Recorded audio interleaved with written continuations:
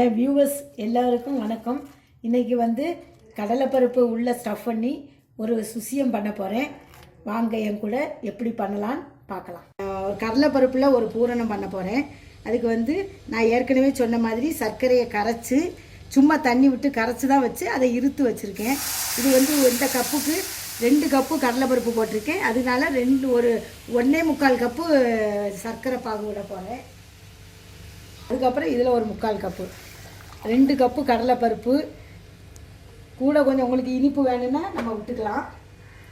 தேங்காய் போட போகிறேன். நம்ம 1 கப்பு தேங்காயெலாம் போட வேண்டியது தான்.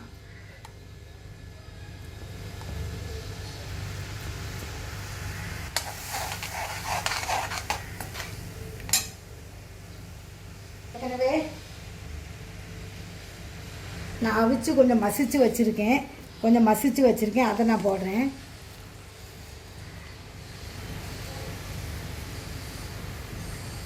கடலைப்பருப்பை நீங்கள் வேக வச்சு மிக்சியில் அப்படி கொஞ்சம் உடச்சி வச்சுக்கோங்க, கொஞ்சம் அரைச்சி வச்சுக்கோங்க.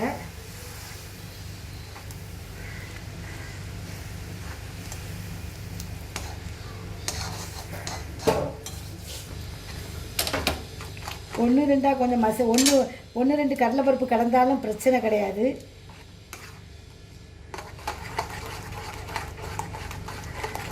கரெக்டாக வரணும். பார்த்திங்களா, கொஞ்சம் பருப்பு இதுவுமாக தான் கிடக்கும், அதனால் ஒன்றும் கிடையாது. இப்போ வந்து பாருங்க எப்படி கட்டி ஆகிட்டுன்னு.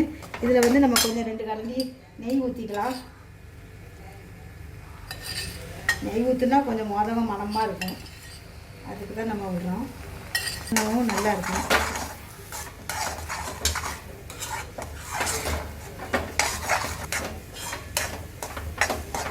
இப்போ வந்து ஏலக்காய் போட்டுடலாம்.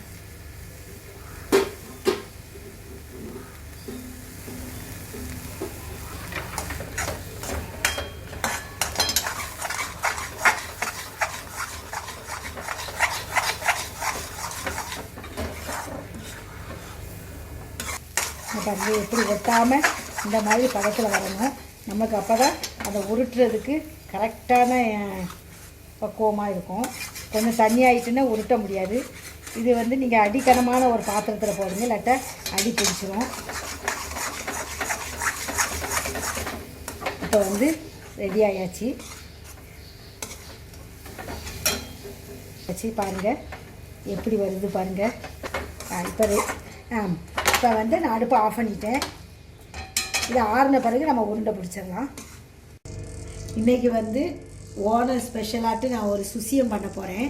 அதுக்கு பூரணம் ரெடி ஆக்கியாச்சு. அதை நான் உருட்டி வைக்கிறேன். அதுக்கப்புறம் இப்போ மாவு வந்து வெளி மாவு வந்து நம்ம முக்கி தான் போட போகிறோம். இது ஓணத்தன்னைக்கு நாங்கள் சாமிக்கு செய்வோம். நான் அதை உங்கள்கிட்ட காமிக்கிறேன். நான் வந்து உள்ள இது வந்து நான் ரெடி பண்ணிட்டேன். இப்போ வெளியில் உள்ள மாவு நான் பிசைய போகிறேன். அதுக்கு வந்து 1 கப்பு மைதா மாவு எடுத்திருக்கேன். இந்த கரண்டிக்கு நான் 1.5 கப்பு மாவு எடுத்திருக்கேன். அதுக்கப்புறம்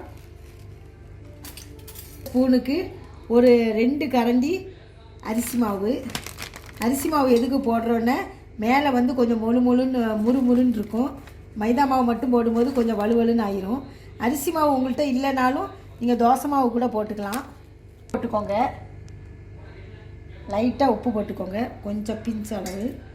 அப்புறம் இந்த மாவை நம்ம கலந்து விட்டுக்கலாம். கொஞ்சம் தண்ணி ரொம்ப விடாதீங்க, கொஞ்சம் கொஞ்சமாக விட்டு கலந்து விடுங்க. கொஞ்சம் சோடாப்பு போட்டுக்கோங்க, ரொம்ப போட வேண்டாம், எண்ணெய் குடிச்சிடும்.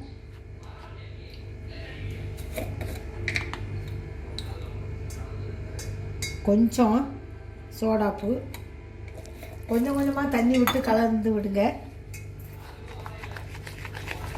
மாவு ரொம்ப தண்ணியாட்டு இருக்கக்கூடாது.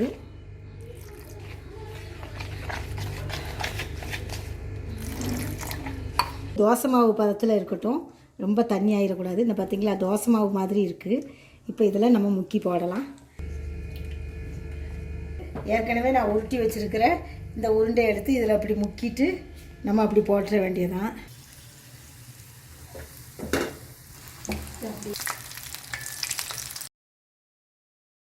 எப்படி சாஃப்டாக இருக்குது பாருங்கள். நான் உள்ளே புட்டு காமிக்கிறேன். எப்படி வருது பாருங்கள். நம்ம அரிசி மாவு போட்டிருக்கிறதுனால உங்களுக்கு வந்து ஒரு சாஃப்ட்னஸ் கொடுக்கும். இந்த வலுவலு தன்மை, மைதா மாவு மட்டும் போட்டிங்கன்னா கொஞ்சம் வலுவலுன்னு இருக்கும். இது வந்து அரிசி மாவு போடுறதுனால நமக்கு வந்து பிச்ச உடனே அழகாக வரும், கொஞ்சம் முறுமுறுன்னு இருக்கும். ஸ்பெஷல். இப்போ வந்து சுசியம் ரெடி ஆயாச்சு. இது வந்து நம்ம ஓணத்தன்னைக்கு நாங்கள் இதை செய்வோம். இது நீங்கள் செஞ்சு பாருங்கள். இந்த வீடியோ உங்களுக்கு பிடிச்சிருக்குன்னு நினைக்கிறேன். பிடிச்சிருந்தால் லைக் பண்ணுங்கள், உங்கள் ஃப்ரெண்ட்ஸுக்கெல்லாம் ஷேர் பண்ணி விடுங்க, கமெண்ட்ஸ் கொடுங்க, மறக்காமல் சப்ஸ்கிரைப் பண்ணுங்கள். தேங்க்யூ.